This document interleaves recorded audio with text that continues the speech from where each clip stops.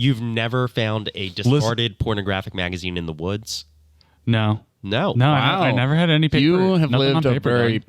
Honestly, protected life. I like a clean trail, no trace, no trace. Cover my tracks, digital footprint only. Got it. Incognito browser, not enough. Catch that 14-year-old on VPN, dog.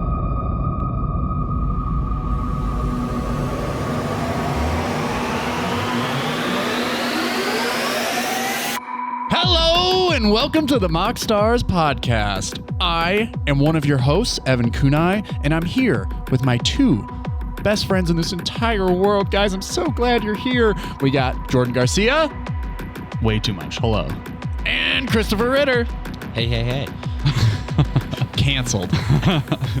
Today we are talking about a few things. We have a pregame action and we're talking about tournament prep. We're talking about what it takes to get your head set and ready for entering a tournament, like going through all the motions, practicing, deck building, making the cuts that are necessary. And we'll be focusing in on a deck that I am taking to tournament this upcoming weekend, which is in Idaho. It is Moscow. Moscow, Idaho. Moscow. Not Moscow. Are you going to Moscow? Moscow. Are you marching on Moscow? I'm going to Moscow, baby. In Idaho, where there is a tournament called Win a Duel, and it's a pretty small tournament, but Can you win a duel? you can win a duel. Oh. Yeah. Which one? I think it depends A duel. on like probably turnout. Yeah, probably depends on turnout. Like a game played revised Scrubland. I really wish I had more details for you. Yeah. But I don't, and I don't have details for all of you listening right now. I will follow up with that. I'll actually post it in the details down below, where you can also find our Discord server, which if you jump on there, today I refreshed it, and it said, you have 300 plus new messages since this time. Yeah, it was crazy. Yeah, it got contentious. You guys were texting in the thread like, oh my God, Discord's popping off right now. And I was like, is it? And then I looked and it was like, holy shit. Yeah, I was there for a little bit in the morning, like kind of when it started, and then it just went all day. Yeah, there was a lot of deck brewing, like a lot of Atlas really like instigated that whole conversation, and it just like spiraled. And yeah, he's getting ready for a big tourney. Yeah, I think he's going to the tournament. I'm carpooling with him for the Win a Duel. Oh. Yeah, that's right. Yeah, and then right. he's going into I believe the qualifier after that. Yeah, it'll be John, Atlas, and I in a car. Dude, that actually sounds like a vibe. Yeah, It's a lit. blast. Yeah. Down in the description below, you can also find the deck that we're going to talk about for tournament prep, which will be Xyris, the Writhing Storm. And you can follow us on all major podcasting platforms. Be sure to follow us there, subscribe, and leave us a review, 5 stars, por favor, because it goes a long way for the algorithm and helping new people find us. You can also like, subscribe, and hit the bell on YouTube and get notifications for when we drop our new videos, which we're going to be streaming. We're actually recording gameplay later today, which we're super excited to get that content out to you guys so you can see our faces and how we play the game. You're not going to see our faces. It'll probably be sure. I'm definitely going to like turn my neck down at the table. We'll put our faces under the GoPro. Just so you get a little glimpse, a little peek. All right, let's get into it. Pre-game actions. Something happened today. Unexpected. What's up? But actually completely expected. The Wizards of the Coast revealed the Summer Super Drop. What? Another Secret Lair. What? But the Spring Secret Lair hasn't even ended yet. No, it ended on Friday. Oh, okay. And then it was announced on Monday, the following 100%. Monday. You got a weekend to recoup your fucking finances. And The good news is that you don't have to recoup your finances because none of this crap is worth buying this time. Truth. I was just going to say there is a pretty distinct line drawn in the sand for this Secret Lair. It's like either you like it or you fucking hate it, because it is very... You either like it or you're a fucking sane person. That's what I mean. There's a line drawn in the sand here. Like... It's a terrible set. It's awful. We got a little teaser of it, and I was excited because we got the Lord of the Rings, like the Tales Continue. That teaser with the art was great. Yeah. with like that the Ralph Bakshi art. Yeah. Yeah, like I was stoked for it to like see it come out, like the little whatever little 1 or 2 cards they showed us, I was like, this drop is going to be sick. And the cards they chose Were awful. Nope, wouldn't play one of them. Would not play a single one of them. Even, I just don't. They didn't even have the decency to do Gandalf the White, at least the possibly playable Gandalf. If you wanted to sell Secret Lairs, like, you should have made the One Ring in this set, like 100%. with the backsy art. That would have been awesome. And like they also you go. they did like a whole line of those like the legendaries. They did like that third artwork, for like Gandalf and all that shit. Right. That'd be so cool. What if you just saved that and didn't put it in the set, and then that was the Secret Lair? Yeah, and what's disappointing too, with the D&D movie, some of those were actual playable commanders and cards that you would want. Right. And this is one of the, I'm not a fan of all of them. I will say that I'm on the side of, I like some of these Secret Lairs. I'm not all for all of them. Like this one, I'm not for this one. The card quality is awful. It's like insane. It is absolutely dog shit. None of these cards are ever going to be more than 25 cents. Yeah, not worth the reprint. But I will say, and like to your point, there's some really cool art in a few of these cycles, I will say. Yeah, you get one Slip on the Ring, Gandalf Friend of the Shire, Mirror of Galadriel, and Shire Terrace. No Mount Doom. Like, clearly there were artworks from the movies themselves that were like iconic. Like the depiction of Mount Doom was amazing, and I just don't know why they just didn't do that. It really hurts me. Yeah, you're totally right. The One Breaks Ring my should have heart. been in here with like a special art and everything. Yeah. I mean, I like the idea of some of these. I like the art on some of these. I do not like The art is better than the cards. Yeah, the value behind it just does not exist, I think, in any of these bundles. Like, dude, I love the Mountain Goats. That's the band that I've seen perform, I don't know, dozens of times live. I've talked about Magic the Gathering on Twitter with John Darnell. No interest in buying 10 Mountains. No. For $40. Well, Yeah. this is the rate that we wanted to see basics printed at prior in sets prior, and then they finally do it, and we're like, yeah, it's too little too late. They did it wrong, though. Yeah, they is did the it wrong. thing. Like, the thing would be like, I love this art, like the Godzilla Island, bro. I want 50 of those. Like, you don't get that with this. There's, all unique arts. So I will say that, like, even though a lot of these cards, out of all of these drops, there's not a single one that, like, if you were to go buy the base variant of any of these cards, are going to meet the value of the Secret Lair itself, right? None of these cards collectively together in one pile equals $40 for the foil version, right? Not even the non-foil version. But I will say, and this is something that Ritter and I were talking about before we got on air, was that a lot of these Secret Lairs have one card that often carries the load for the value of these drops. Yeah, the chase. So, it's like you look back at the we were talking about the Metal Gear Solid themed one. Like that Skull Clamp's $35. Yeah, that was one I'm sad I missed. The Phyrexian Metamorph. This, the Tiny Bones here might be, a pretty valuable card, and actually, that art with it might take most of the value proposition there. Right, and that's one drop that I think is actually worth it, and not for it being cost wise, because the drop itself has a self-contained package for building that deck. And that is something we've never seen before out of these Secret Lairs. And that is the reason why I am on the side of liking this, is because I want that one to sell really well, because I want them to see that this is what they should be doing. It's what they should have been doing. Because you look back at the Miri Cats, very early on, that whole drop was a package for a commander deck. Right. Someone thought about what was going into the pack and made it worthwhile. Yeah, that's a very good point. I did not consider that. So I will concede that point. So, and then you look at, that whole, there's another drop that's just like that, and it's the Nekusar drop, where it's like heavy metal forever, or death is temporary, metal is forever. All of those cards are cards that go into a Nekusar deck because they bank on discard. Yeah, I guess so these are going to be more specific. Are you a fucking Nekusar player or want to get off the ground with it? Here's some sweet gas for you. Exactly. Yeah, right for you. I just saw this as the only card here worthwhile is a Wheel of Misfortune, and I've already stopped playing that in most of my CDH decks. Right. And there's another, the Goblins, Goblin and Squablin. Goblins, the elementals, like definitely all of these are focused on like, hey, you're going to build a deck with all of these. This is exactly why I like these drops. And it's not because they're cards I want to play. I really would like to see more cards that I want to play. But I feel like they could do this, but better. Like as far as like the chase or the valuable reprint, the meaningful chance to get your hands on something. Yeah, and I think that the Shattergang Brothers is a less than desirable commander. Like it's just not good. Yeah. It hasn't been good for a long time. It's been Wasn't like good when it was out 2014, something like that, when it was actually played. But you get cool cards like Muxus, which we haven't seen reprinted since the original Jumpstart, which is cool. So like, and then you get Goblin Recruiter, you get Goblin Matron, and you get Goblin Lackey. All cards that go into those decks.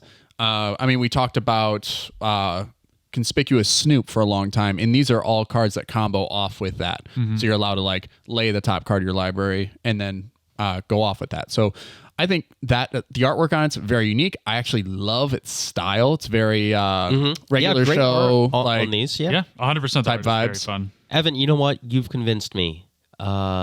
It's good for some reasons. Not enough for me to buy any of these. Not enough value though. Yeah. totally. The intention is there, the value is not. Some of these cards will, like you said, the Tiny Bones will likely carry the set or carry that particular drop. Yeah. But also Reassembling Skeleton is played in multiple formats. So that's another one that I feel like if you wanted the Primo version, you're playing in Legacy, Vintage, whatever, and you're playing that deck, you might be able to get there. Plus Gaia Reach Sanitarium, I feel like is going to be a more popular card now that I like that card. Yeah. Now we're seeing Orcish Bowmasters fall into the new meta. I feel like that's going to be more. Oh, yeah. Procs it. Yep. Tech it out. Like, see if it works, because each opponent draws a card and then discards a card. They don't go up in card advantage, but you do get to proc 3 damage across the board. Mm-hmm. So I think you just broke Orcish Bowmasters. Finally. that was one of the first cards I thought about when I read the card. I was like, Gaia Reach Sanitarium. I used to play it to prevent the Thoracle wins. Mm-hmm. So it was something that I've always teched in my brain for Naya decks that can't quite keep up with Dimir builds. So I do want to rag on this a little bit because for this concept, the elemental version, the choice of Flamekin Harbinger is terrible, and Voice of Resurgence doesn't even go in the Omnath. They didn't print the 4-color Omnath, so they printed the 2-color Omnath and then printed Voice of Resurgence, which does not go in that. Yeah, those. Well, who's going to be your commander in Elementals? It's probably a 5-color commander anyway. I would say it's probably 4-color Omnath, but I mean, there's been 2-color because they've done all of the Omnaths. So like green red is very much he's a good commander, honestly, but they didn't print just green red ones and stuff like that. Like, so the choice there was very, very weird. I would have done just the 4-color Omnath if you wanted to have access to all of these. Totally. In the artist series, Ryan Alexander Lee, like, he's a great artist. He's done some iconic stuff in the past, but this drop doesn't make sense. They might have been cards that he really wanted to do. They're some of his favorite cards, but none of them hold any value. None of them are good. And honestly, like, the way the cards are formatted, they just don't look as good as some of these other drops. I don't think that one's going to sell very well. And like Jordan said, the Stars Gaze Back, awful drop. That is just absolute ass. Because, I mean, even the artwork, the depiction of Omnath is kind of weak. Yeah, Weak it's really sauce. weak. And I think the artist series thing, like, those are really hit or miss. Some of them are absolute bangers, but the whole, just pick 5 cards and make them. Like, it doesn't always work out the best. Like, No. I feel like we need a little more direction to really get the best out of that situation. Yeah, we have some like artists who are out there and like doing the homies a solid by like Randy Vargas doing the Grand Abolisher and as Umezawa Jite. Like, Yeah, huge reprints, dog. beautiful. Like, thank you. Bro, all I saw when I saw this was they're counting the 5th one as a new token for the Yeah. World Spine Worm or whatever the fuck it's called. Yeah. So that's just a cheap dig on top of the fact that all these cards are trash. Yeah, when they were like teasing the more adventures in Middle Earth, I was really hoping we'd get some old cards, reprints, like reskinned or something like that, cards that weren't printed in the set with that artwork, the Bakshi artwork. But that's not what they did. They chose some of the worst cards that they printed in the entire Lord of the Rings set and said, here, eat it up, simpletons. Yeah. Evan, you've convinced me. This secret lair, it sucks. Yeah. Yeah. Exactly where we're at. Yep. 8 I'm glad we a.m. this got morning. full circle. 8 a.m. this morning. All right. Texting, Well, I hope this is that trash. Yeah, I hope that like all of you listeners out there that I've convinced some of you to like at least give these 5-card packages for decks a chance. Like it might not be the deck that you want to build, like, but if you are looking to build Tiny Bones, they just did you a huge salad by giving you. I like that concept. Yeah. I like if I was a Necrostar player, I'd be like, fuck yeah, dude, that's gas. 100% scoop that. Had they done a Xyris one, I would have been like, let's Right. go. And if they keep doing them, and like that's just gonna happen, and like that'll hit that niche for those people. We haven't seen a new artwork for Marith in a while. Yeah. So like that would have been a cool one, especially since it just topped, a tournament recently. So I mean, just if they start paying attention to what's happening in the meta scene, what's becoming popular, like Taeyam could probably use a Secret Lair soon with like a Promise of Boonrai in there. I think that would actually hit and people would buy into that. Evan, you mentioned a card, Xyris, that we're going to talk about, I think. Yes. We actually talked about Atlas a little bit in the Discord about how he has hopped on there and started discussing the cuts that he needs to make in order to go to the tournament this weekend, which is exactly the boat that I'm in.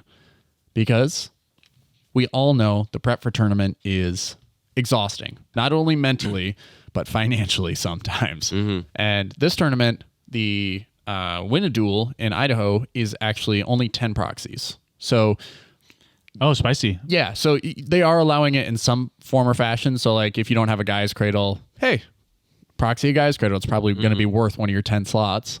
But they're not going to like make you proxy. You can't just proxy a whole deck just to go to this tournament. So I'm excited for that. I don't really know what's going to end up as a proxy for me. I have a lot of the pieces already. So right now, I sent you guys the list.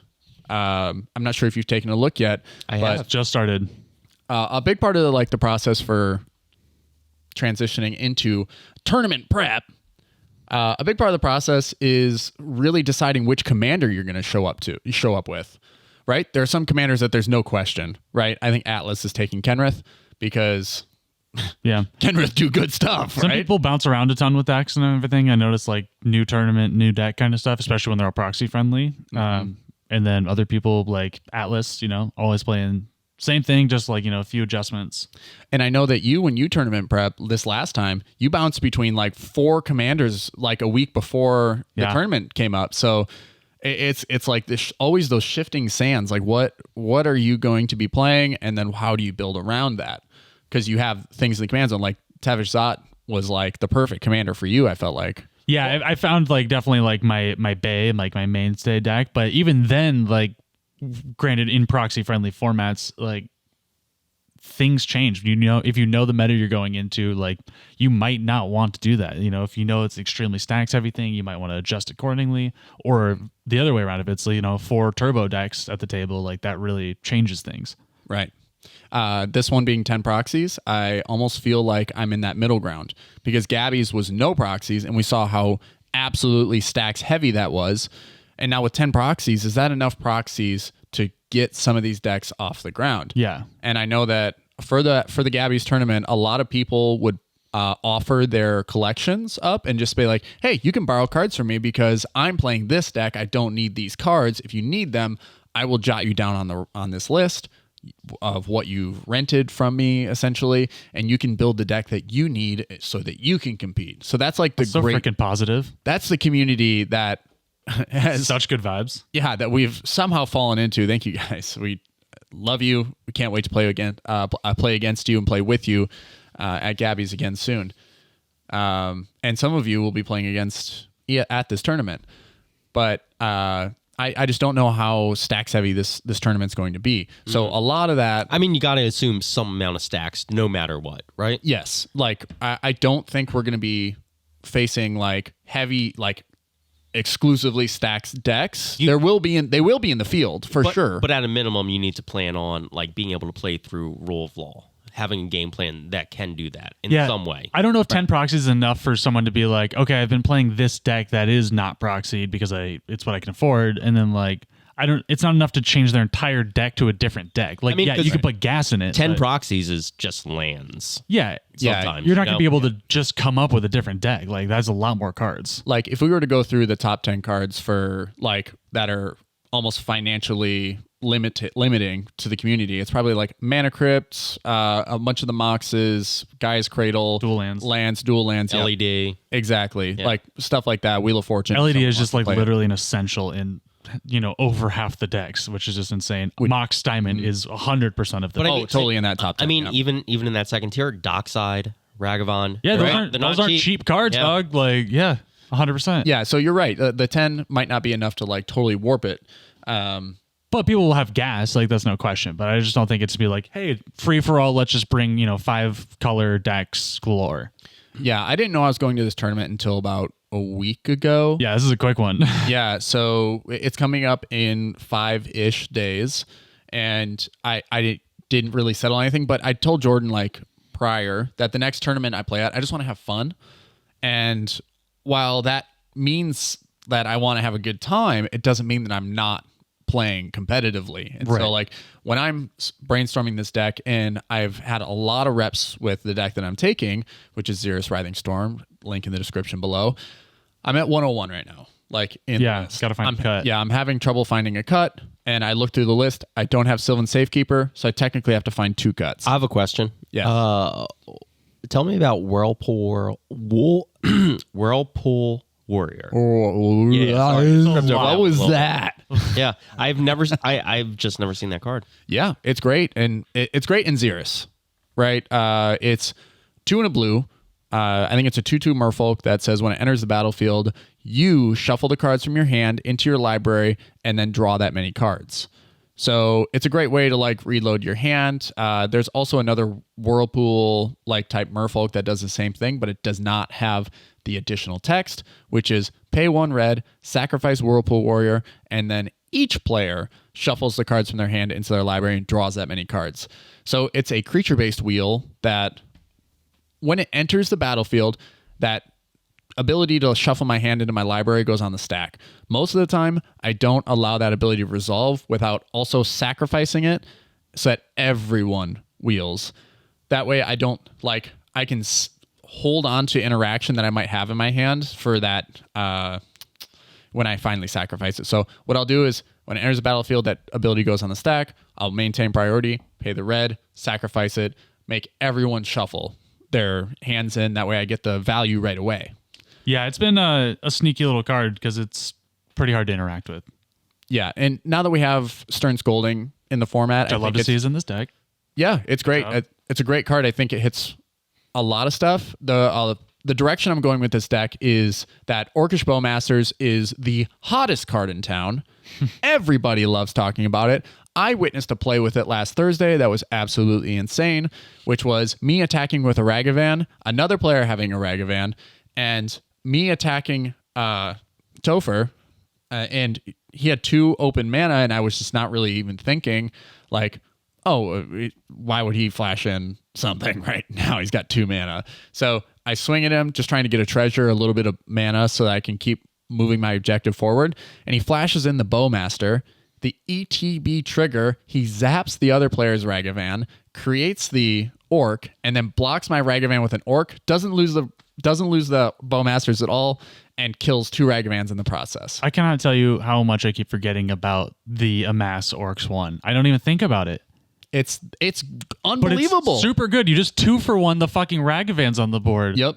And you have just a gross stacks piece at that point. Yeah, it didn't need flash, but it has flash. Yeah, Here that's we just are. like, that's a big dick play right there. Yeah, it was unreal because it kind of, honestly, it pushed the game in his favor. Like that was breaking parity super early in the game. It slowed 2 players down to a point where they couldn't really get off the ground. And we struggled for a good few turns after that. But where was I going with the whole Bowmasters thing, right? Bowmaster's just going to be everywhere. Yeah, and Stern Scolding. So are people going to waste their Stern Scolding on the Whirlpool Warrior entering the battlefield if Xyris is on the battlefield?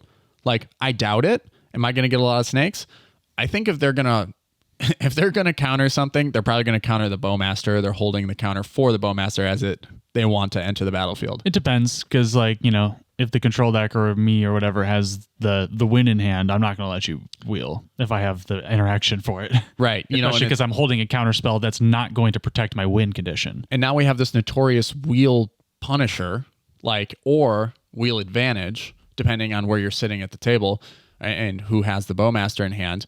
But that's kind of where the deck is leaning. It's I want to force the issue in an ironic way. So that's why I built this deck. That's why I'm taking it to tournament. Okay. So see how good it is. Right. How good is it to draw cards outside the first one in each of your draw steps? We're going to find out. So Xyris, I love that it punches for 3. Most of the time, people aren't really going to kill it unless they see the red flags pop up early, which is pretty easy to hide the red flags. They're like, oh, you get snakes. Great, whatever. But, if there's a guy's cradle on the board, they're probably going to kill Xyris. Like you said, people like to draw 3 cards. Exactly. They're going to be looking at you like, hey, punch me. Yeah, Punch 100%. me. I'll take the damage. I'll draw 3 cards. But if Winota's at the table, I'm punching Winota for sure. Because them drawing cards is actually better. I will take that. Yeah. I'd rather take that chance than allow the Grixis player to draw cards or whatever. Sometimes it's you're going to lose either way. But that's why I'm playing cards like Telepathy. I really think That was the next card I was going to ask about. Yeah. Yeah, because I think that if I'm forcing people to draw cards, I also need to know how to navigate the field. And when everyone's holding their hands and I can't see what they have, it's a lot harder to navigate. I think for 1 blue mana, I don't have to show my hand. Each opponent plays with their hand. I do like that. That's pretty funny. I like that. But I also feel like, I don't know, in a tournament setting, you just got to assume that your opponents have the good cards, they have the answers in their hand, and you're going to be navigating anyway. You're getting, I don't think 100% of the value that you're stating is in that card exists in the card. I think it's not the best card, but to what Evan is saying, I think it's not you have to manipulate it. It's what happens to the table's politics when everybody has to see their hand. Priority bullying, right? Where you're the Thrasios player and this guy next to you is casting, right? So I'll pass. I'll make you fucking counter that. I'll make you spend your mana, dig and dig and dig. But when that's on the table, it's a lot harder to politic that way. Yeah, if you turn one it, right, and you reveal everybody's hands, and the next player is looking at a Jeweled Lotus into their commander or a Dark Writ into an Adnaz, it's really easy to convince the other players, hey, you got to do what you got to do here. Yeah. And make them spend their resources. So ultimately, that's the purpose for it. It's the reason I was playing Revelation and Shalai and Halar was it's color shifted telepathy, but I also have to play with my hand revealed. But I didn't really care too much because people know exactly how the deck combos off and wins. Okay. I have a third card that I'm just not seeing the upside there if you got to cut 1 card. Wizard class? How'd you know? Because it's the card I was going to suggest. It's not good. No, Wizard class is definitely on the chopping block. It's Buddy, you can just chop that right now, I think. Yep. Easy. Yeah. Yeah, it was. I had it in there before I cut Sanctum Weaver.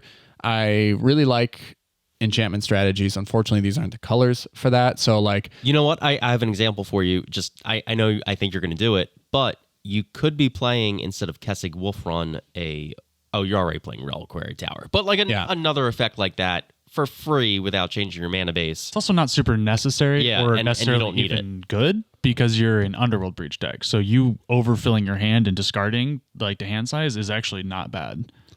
Sure. Yeah. I mean, that's, I guess, ultimately why I'm playing so many wheels, and that's why I'm not playing Time Twister. And I'm playing more discard effects than I am playing shuffle my hand into my library. That's the Whirlpool Warrior is the only one that I do that. I'm not shuffling my graveyard in though. Mm-hmm. So Wizard class, I was playing it before, like I said, before I cut Sanctum Weaver. I figured for 1 blue mana to be able to hold on to so many cards, have so many resources, because I'm also playing Consecrated Sphinx. I mean, I don't know. You got that crop rotation. You can just fetch your Reliquary Tower if you really need if that. That's, yeah. Or it's hard to really justify that when you can just go get a Guy's Cradle what's the and generate a ton of mana. Yeah, 2 CMC rock that does it. I mean, you could play that in place of one of the other rocks. Yeah, Thought Vessel.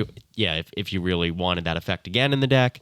I don't think Wizard class is adding anything. No, it's stagnant on the board that you can pay 2 in a blue and draw 2 cards. Okay. It's not that's not a lot of the worst rate in the world that I've ever I've ever had to play. You got some $13,000 draw some cards. Cards in this deck already. Right. I think. So yeah, that's on the chopping block for sure, and I think it just comes out of the deck now that I'm no longer playing enchantment bonuses. Oh, you're not playing Time Twister, so not 13,000. Yeah. Right. But you know what I mean. You got a lot Yes. of draw spells. A lot of better draw spells than I found that as I'm like preparing for this, most of the time now, which blue seems not as strong as it used to be, and I think it is still a very strong color, but white almost beats it out because they're able to put down permanents that stop a lot of things. Like, you know what I'm saying? Like stacks interacts more consistently than you need that on the counter stack spell right then. I think Mardu something. is positioned very well right now. Totally. Like Grixis is always going to be Grixis, but Mardu is crushing. Yeah, the one-sided. I feel like I'm at a disadvantage already because I'm not playing Ranger Captain. Yeah, I can't play Ranger Captain. Such a good card. And it's one of the top 5 cards in the format. Right. I would agree with that. It's so powerful. It's just unbelievable, like free, or it's the almost nearly uncounterable because it's a creature. We don't have many like things to stop that. I think, does Stern Scolding stop it? Is it a 3/3? It's definitely not a 3/3. But regardless, when it does land, you do have a free silence effect that ultimately wins you the game if that ability resolves, or if someone doesn't interact with you with that ability on the stack. So yeah, white has just blown up. I lied. It's a 3/3. It's a 3/3. Can't even be stopped by Stern Scolding. So That's actually pretty goated. Right. That's actually really goated. The number of counters, that's why Stern Scolding has been in the discussion, is because right now there aren't a lot of creature counters. There just aren't. You have Force of Will and you have Pact of Negation. Like, and you hope that you have them in your hand when someone casts a creature they need to win the game. Dockside, loops, whatever. Yeah, this one is enough to make us want to play it because they exist. They're just not good enough. Yes. This one is. It's in my deck. It's in your deck now. Yep. And there's just a lot of commanders. Like, it stopped Rocco. I think that is like probably the most important thing, or one of the top reasons for me is like going against Turbo Rocco.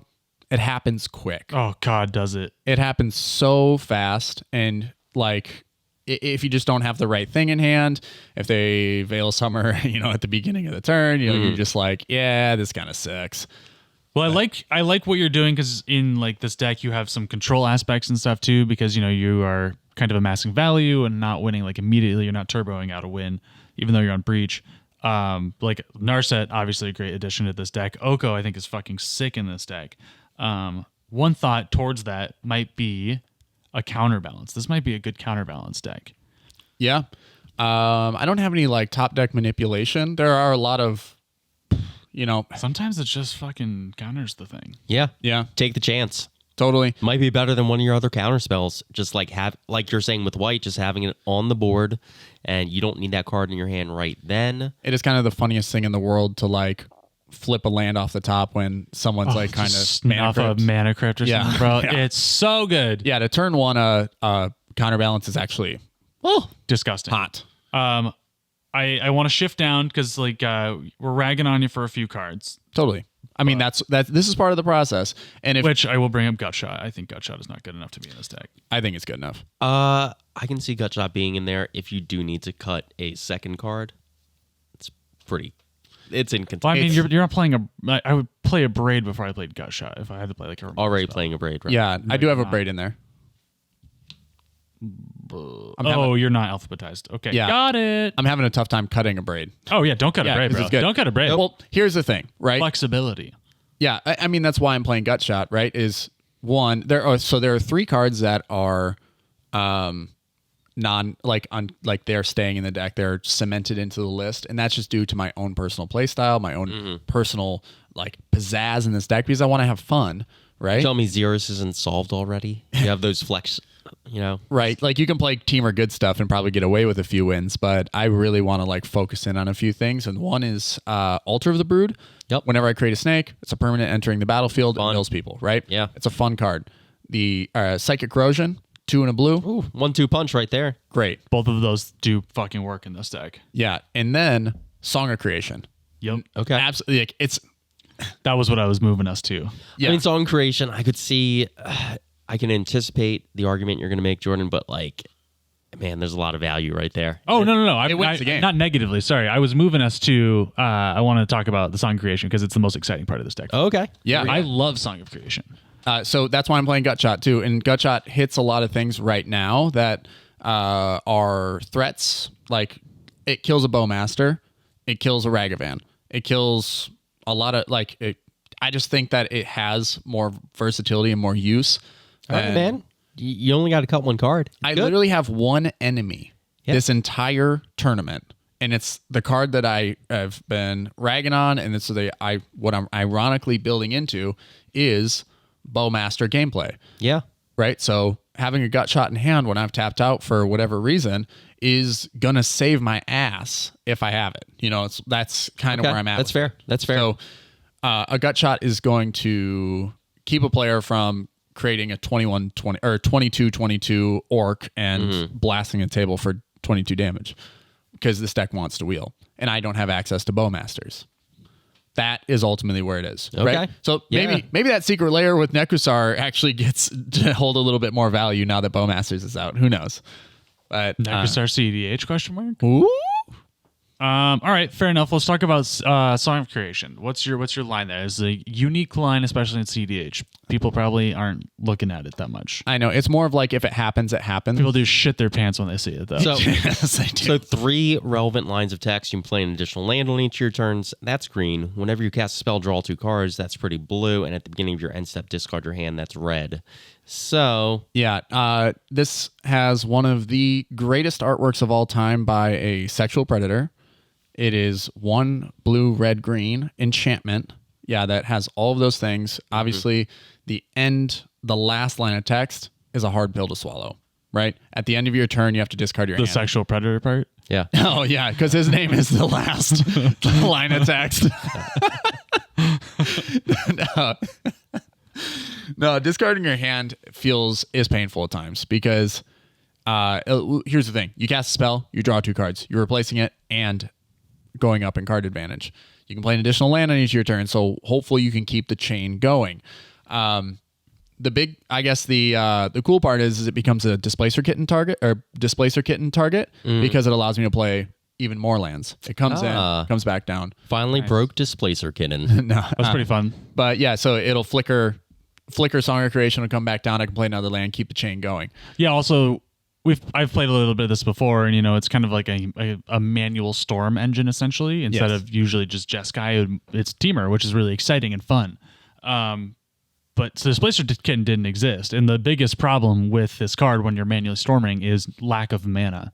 And I think we've gotten Bergie and we've gotten Displacer Kitten since then, and Stormkiln Artist. So I think those are 3 huge boons to this like Song of Creation world. It's just like not necessarily in this deck, but Song of Creation is just super fucking exciting. Yeah, so you can see that my mana curve is like 1 or probably close to 1. Like it's because I am playing Gutshot, stimulates Song of Creation. I'm playing Mental Misstep. I'm playing Noxious Survival. I need my interaction suite is large here, and a lot of my thought has been like, how am I going to do I have to interact with myself on the stack in order to keep the Song of Creation ball rolling? How do you proc it? Yeah, because it is manual storm after a certain point where you're just drawing a ton of cards, and it's obviously going for like a Thassa's Oracle win. Because when you get to the bottom of your library, you got to have a couple. That's the thing. There's so few slots. It's 99 cards like in the deck, but there are so few slots. So it makes me want to like play Jace or play Labman. Yeah, I mean, the fact that you're in Teamer is just like it's a hindrance for these kind of combos. The other colors assist it really well. But yeah, I mean, if you wanted to focus that, you already do have the full wheel pack or breach package, right? You have like Brain Freeze, Underworld Breach, LED. So yeah, getting there is like the goal. Right, exactly. So that's your main win condition. Then Song of Creation kind of helps fuel that, and it is really kind of hand in hand. And then I think Jace would not be bad at all as an addition. Yeah, and so now we're looking at we got 1 cut, Wizard class, obviously gone. We talked about Gutshot. I don't know if I really want to take Gutshot out. I mean, I like Gutshot over Jace. I feel like if Thassa's your backup win con, you don't need redundancy for Thassa. You know what I mean? and I don't have like a crater hoof in here or anything like that. So really, I'm in that very peculiar position where if I get opposition agent, like someone hits me with an oppo agent for a worldly tutor, they can take my Thassa's Oracle away and I lose the game, right? And then I have to win through combat, and that's not the easiest thing to do, especially when you have to create an army of snakes. I've done it before, Yeah. right? But it's a really, like, everyone else still has their win conditions. I have to be able to interact and somehow slog my way to the dub. Yeah, Chris, I typically would agree with that concept of like you don't need like the redundancy, but in a teamer build where you have like just the worst tutors possible and a lack of win conditions, like I think maybe having Thoracle and Jace is just like that backup, just because your goal is to be fucking wheeling into a win. So you need to have something. I mean, there's the opportunity to also use Displacer Kitten to flicker Jace if I cast it early enough to keep drawing cards, like if I can keep the Storm going that way. So, Jace actually might be the better option just for as far as like running this Displacer Kitten package. Because I included Eternal Witness because I was already playing Lotus Petal. Right. So I was like, hey, I get that going, I get infinite mana, and then after a certain point, you generate infinite mana. You can then start activations. Yes, infinite Jace activations. You can infinitely like I said, Song of Creation. You it's just like you cast the Lotus Petal over and over again. You bounce Song of Creation. You play it. You already have infinite mana. You're fine. Yeah. Right. But the infinite Jace activations would win me the game too. So. Yeah, I like these kind of things that layer. It's not like you just need it for like that brain freeze, end step kind of thing. But you can also play it with the Displacer Kitten to get value and like as an alternative outlet as well. Yeah, I think there's value in that. So I guess my thought process going into building this deck and really wanting to play this deck at tournament is how off axis it is. Right? It's something that nobody wants to play right now because they're so deathly scared of Bowmasters. And I really wanted to have fun, show up, and people see the commander and they go, ha, easy win. And I go, Psychic Corrosion, and they go, Amelia for 40 cards. Yeah. It's a deck that I had done a Call Me Commander video on, and I called it Xyris Yakon's Bane, inspired by the DBZ episode where Goku overpowers this being that consumes light, because when he goes Super Saiyan, he gives off light, and so he powers up consistently enough and is just overfeeding this beast, and then before he knows it, he's consumed too much energy and he explodes, right? So mill people and draw them out until they realize they only have like 2 cards in their library left, and then they go, oh fuck, I'm gonna lose. That's pretty sick. Well, that's sick. I am out of cuts, I think. Hear me out. Yeah. Jin Cataxis. Reduce their hand size by 7. Yeah, it would be pretty fucking sick. That would be sick because I can make them draw cards and then they just have to discard it all.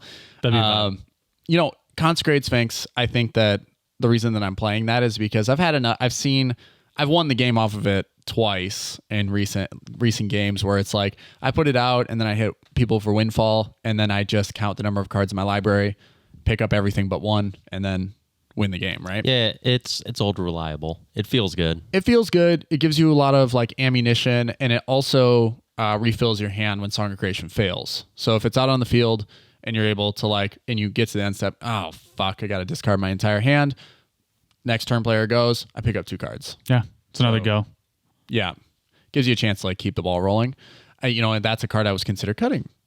So, no, I think it's a pretty good card. It is disgusting if you can keep it on the battlefield. It actually just warps within one rotation. Yeah. I guess I didn't get too much. We talked more about the deck than we did talk about generically mental prep for tournaments. That's what I was going to bring us to next is, we've done to a few of these, and I definitely think we've learned some things over the course of doing it, and some tips for new people going out to tournaments. Yes, the real meat of the subject. What are you physically going to do outside of your deck as a human being? How are you going to prepare for going to this all-day event? Yes. My tip is prepare for it like it's a multi-day hike. Bring snacks, bring tons of water. More snacks than you think, more water than you think. Yeah, because you're sitting at this table, you get up, and you get 5 minutes. run to the car, get a snack, like eat something. Good snacks. We're talking, like walnuts, dried fruit, carrots, Avocados, brain food, yeah, avocados. We picked up some crushed. guac. Yeah. Yeah, we crushed last time, and I felt great. Like so many times, dude. Like you get through the Swiss, and then you go to the last game of Swiss after break, or you're going to like the semifinals, and you're just fucking toast, man. The thing is, if you are preparing for these tournaments and you are like actually eating and drinking water throughout the day, staying hydrated, staying filled up, you'll notice the difference between you and the other players at the table. They start fading. They're exhausted. They lost 3 games, and they're sitting there. It's like, oh, you only need to win 1 more game to get to make the final cut. That if you've had a questionable record, that last table should be the easiest. Yep. Yep, because they're just playing. They're just putting cards on the table because they feel an obligation because they signed up for the tournament. Right, and if they're also fucking fried and burnt out, you're just gonna walk into an easy dub. Yep. Don't drink chocolate milk. I would say that's don't drink these, don't drink energy drinks. Don't drink fatty, dairy-filled substances like hydration. Yogurt. Yeah, yogurt's not a good option here. For the morning it is. It gets you off on the right foot. But later in the day, you're eating a cup of yogurt, you're probably feeling pretty heavy or slogged down by the end of that. Yeah, so there's that. I think, obviously, I'd say obviously, but it's not obvious apparently. Take a fucking shower and put deodorant on and be a human being. I don't care if you have an issue with that. Don't show up to a public event smelling like ass. I carry extra deodorant, and I actually carry Vicks Vapor Rub now, in my bag, so I can put it on my chest. So if someone stinks, I don't have to smell. I'm just gonna smell Vicks. Usually it's not that bad, but there's just 1 or 2 people, and sometimes it's right at the players' meeting in the morning. We all literally just fucking woke up, and you smell like this right now. I would understand maybe end of the day and it's been hot. Yeah, but oh my god. There's also something to personal appearance. Look good, feel good. Dress in something you're comfortable in. I wear a crop top and a fanny pack and a bucket hat when I go. Not only do I feel like I look cool because I'm shredded. What's up? Catch me outside. Catch 'em. I'm staying cool throughout the day because those rooms get hot. Yep. And yeah, just cool and comfy. Yep. So wear something that you feel good in. Wear deodorant. Look good, feel good. It's a mentality thing. This whole thing, the whole game, you spent hours and hours and hours building these decks, right? Really formulating what the best thing is. If you are not nutritionally and mentally prepared for this tournament, you're gonna there's a greater chance that you fail. So if you go in, proper snacks, proper hydration, you clean yourself up, you feel good, you're cooled off, you actually give yourself a greater chance of success at the end of the day. Yeah, Evan and I had a G move last time we went. Instead of traveling and going right into a tournament by waking up via 4:30 in the morning, we got there the night before, got a nice hotel room. I took a fucking hour-long piping hot shower because I could never do that at home, and it was amazing. And we went in feeling like absolute studs. And there was a hot tub at the hotel. So before the tournament, I went and sat in the hot tub. That's baller. And Continental breakfast. Let's go. Guess what? I got 11th. Let's go. Whoop, whoop. I should have been top 4 though. So here we are. We'll see how this next one goes. He's definitely not bitter about it. And we'll do a recap next week. Also, if you're listening to this now, it'll be 4th of July by the time the next episode comes out. So happy 4th of July, everybody. And happy 4th. And stay tuned for some gameplay videos, y'all. Yeah, I feel like we're wrapping this up. Look down in the description below. We have the Discord channel there. Pop in, jump in, contribute to one of those 300 plus new messages that I'm going to see. Dude, as pop in. Yeah, pop up on the My Discord. phone's been vibrating as we've been talking this entire time. Yeah, we're just trying to create a community of growth and development, and it's been awesome. Yeah, the community is the fastest growing part of anything. Yeah, people are just so gassed about it. It's super cool. Seeing everyone's perspective is actually really cool on particular cards and how their strategies play out. Chris's Sam's Potatoes deck, which we're gonna see played tonight. Yeah, so hyped to see this fucking deck. We might get a little deck in the future, and you guys are gonna get to see it in action. He blinged this fucker out. A word? You'll see. Oh, I didn't even peep this yet. Let's fucking go. All right, this has been the MoxStars podcast. Thanks for listening, y'all. Bye. Goodbye.